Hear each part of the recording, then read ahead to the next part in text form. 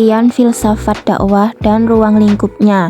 Secara etimologi, filsafat berasal dari bahasa Inggris filosofi, Yunani philosophia, yang berarti cinta akan kebijaksanaan.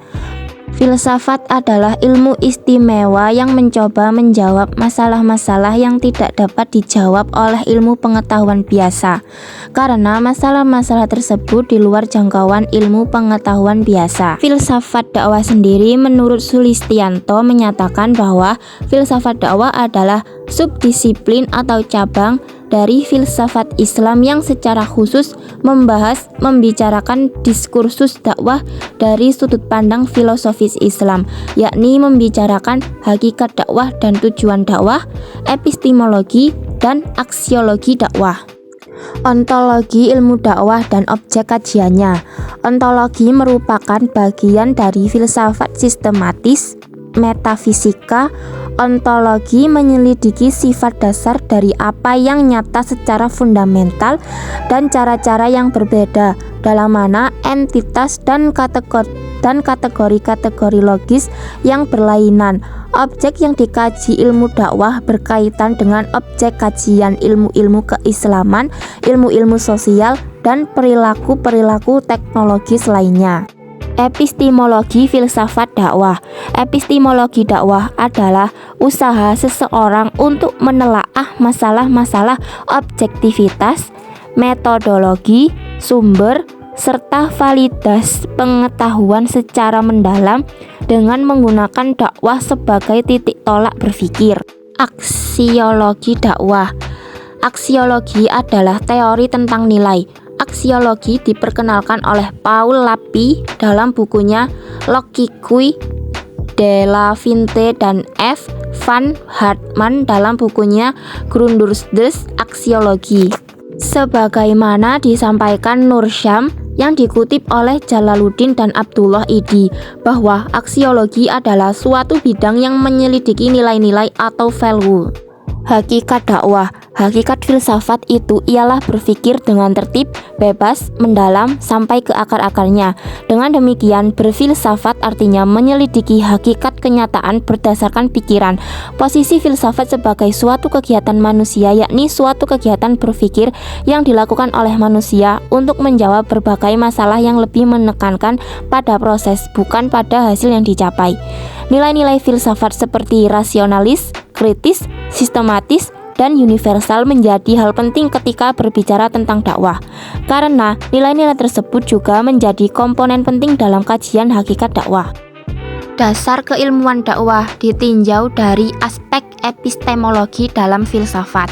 Yang pertama ada pendekatan normatif. Intinya berusaha menemukan prinsip dakwah dari sumber normatif atau Al-Quran dan hadis maupun sejarah Rasulullah, yaitu dengan mengetahui asbab an-nuzul dan asbab al-wurud serta metode tafsir hadis. Yang kedua ada pendekatan empiris. Ini intinya berusaha mengkaji atau menyelidiki kasus-kasus yang terjadi di masyarakat, yaitu untuk menemukan teori baru atau mengembangkan teori yang sudah ada. Yang ketiga ada pendekatan filosofis.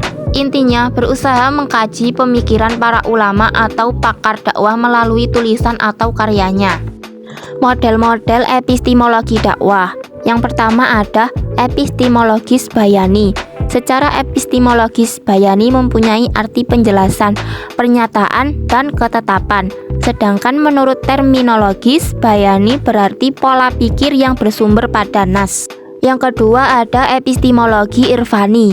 Epistemologi irfani menurut etimologi berarti al-ma'rifah, al-hikmah, sedangkan secara eksistensialis berpangkal pada zauk, qalbu, atau intuisi yang merupakan perluasan dari pandangan iluminasi dan yang berpakar pada tradisi Hermes. Yang ketiga ada epistemologis burhani. Epistemologis burhani secara bahasa berarti argumentasi yang jelas, sedangkan menurut istilahnya berarti aktivitas intelektual untuk menetapkan kebenaran proposisi dengan metode deduktif, yaitu dengan cara mengaitkan proposisi satu dengan proposisi lainnya yang bersifat aksiomatik atau setiap aktivitas intelektual untuk menetapkan kebenaran suatu proposisi. Dasar pemikiran munculnya filsafat dakwah.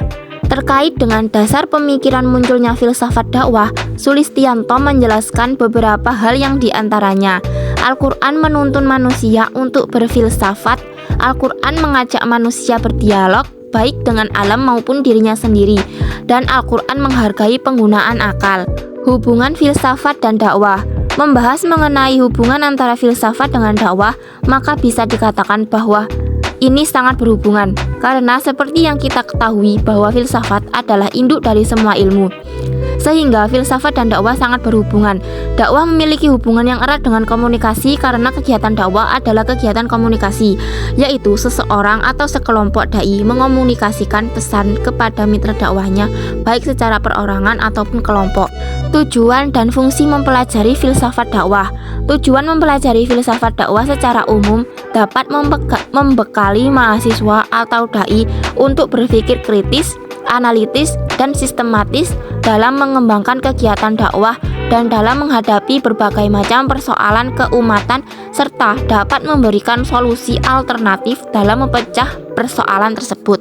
Manfaat mempelajari filsafat dakwah. Pada umumnya dapat dikatakan bahwa studi filsafat dakwah semakin menjadikan orang mampu menangani pertanyaan mendasar manusia yang tidak terletak dalam wewenang metodis ilmu-ilmu khusus. Jadi, filsafat dakwah membantu untuk mendalami pertanyaan-pertanyaan anasasi manusia tentang realitas atau filsafat teoritis dan lingkup tanggung jawabnya atau filsafat praktis. Sekian dari penjelasan saya, kurang lebihnya saya mohon maaf. Wassalamualaikum warahmatullahi wabarakatuh.